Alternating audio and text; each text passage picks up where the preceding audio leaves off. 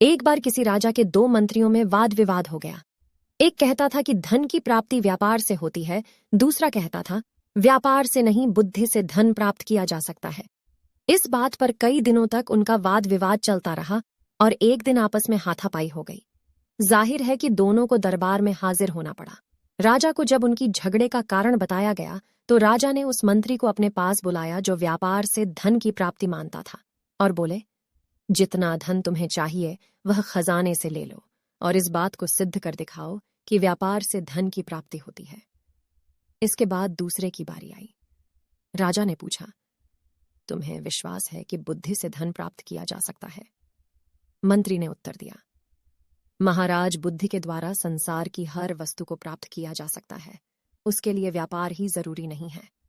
राजा बोला, ठीक है, और उसे कुछ ना देकर बिना वेतन अपने अस्तबल में घोड़े की देखभाल का काम सौंप दिया।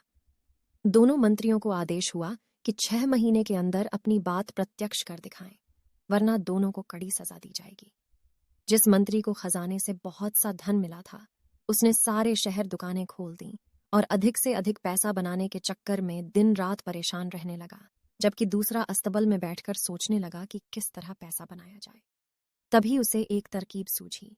उसने घोड़ों की लीद को सूंघना शुरू कर दिया। राजा के अस्तबल में 700 घोड़े थे और हर घोड़े पर एक सवार नियुक्त किया गया था। मंत्री को घोड़े की लीद सूंघते देख अस्तबल के कर्मचारियों में खलबली मच गई। वे मन ही मन डर गए, ना जाने मंत्री क्यों घोड़े की लीद सूंघ रहे हैं। एक दिन अस्तबल के मुखिया ने पूछा, महाराज, आप घोड़े की लीद क्यों सूंघते हैं? मंत्री गंभीर हो गया और बोला, इस बात का पता लगाना चाहता हूं कि घोड़े कमजोर क्यों होते जा रहे हैं। अब मालूम हुआ कि तुम लोग कितने नमक हराम हो, घोड़ों के हिस्से का दाना खुद खा जाते हो और उन्हें केवल घास ही मिल पाती है। यह बात राजा को बतानी पड़ेगी। यह सुनकर मुखिया की जान संकट में पड़ गई। सोचा, मंत्री ने यह बात राजा को बता दी तो सबको नौकरी से निकाल दिया जाएगा, साथ ही कठोर दंड भी मिलेगा। उसने सभी सवारों से पैसे इकट्ठे किए और एक खासी रकम मंत्री के हाथ देते हुए प्रार्थना की कि वह इस बात की चर्चा महाराज से ना करे। कुछ ही दिन के अंदर मंत्री ने हजारों रुपए लाकर राजा के सामने रखा। मंत्री का यह कमाल देखकर राजा को आश्चर्य हुआ। राजा ने उसे अस्तबल से हटाकर समुद्र की लहरें गिनने में लगा दिया। अब मंत्री जी सुबह से शाम तक समुद्र के किनारे बैठने लगे, जैसे सचमुच लहरों को गिन रहे हो। एक दिन जहाजों के कप्तान ने मंत्री जी को समुद्र के किनारे बैठे देख लिया। वह मंत्री जी के पास आया और वहां बैठने का कारण पूछा। मंत्री जी बोले, कई बातें ऐसी हैं जो सबको नहीं बताई जाती।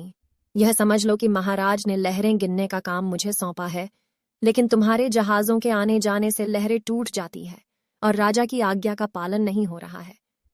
यह सुनकर कप्तान डर गया। कहीं मंत्री जी ने राजा से शिकायत कर दी तो मुसीबत खड़ी हो जाएगी। यह सोचकर उसने अपने मल्लाहों से बहुत सा धन इकट्ठा किया और मंत्री के हवाले करते हुए बोला कि महाराज से इस बात का जिक्र ना करें। मंत्री मन ही मन प्रसन्न हुआ।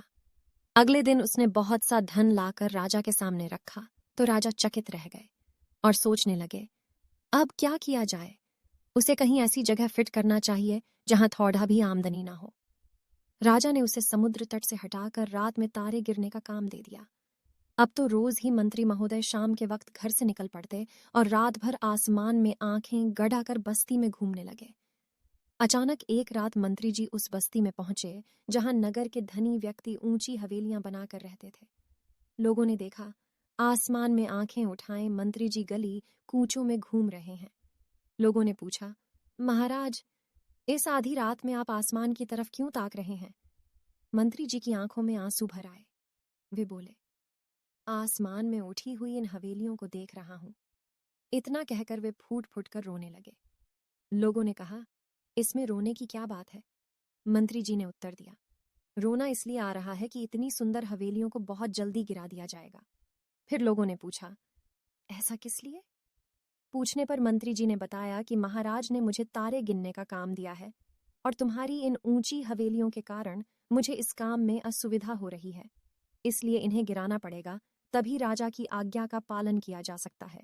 नहीं नहीं, ऐसा नहीं हो सकता। बस्ती के लोग मंत्री जी के आगे हाथ जोड़कर बोले, आप महाराज को समझाएं कि ऐसा नहीं होगा। बिना इन्हें गिराए भी तारों को गिना जा सकता है। हवेलियां गिरा दी गई तो हम लोग उजड़ जाएंगे। आप जितना पैसा चाहते हैं वह हमसे लें, लेकिन इन हवेलियों को बचा लीजिए। अच्छा, कोशिश करूंगा।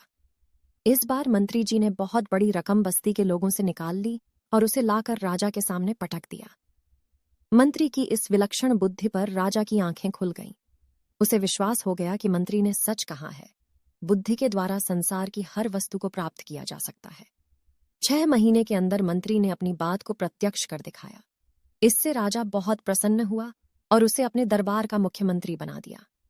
आपको हमारी यह कहानी कैसी लगी, हमें कमेंट करके जरूर बताएं और ऐसी और कहानियों के लिए हमारे चैनल हिंदी कहानी AI को जरूर सब्सक्राइब करें।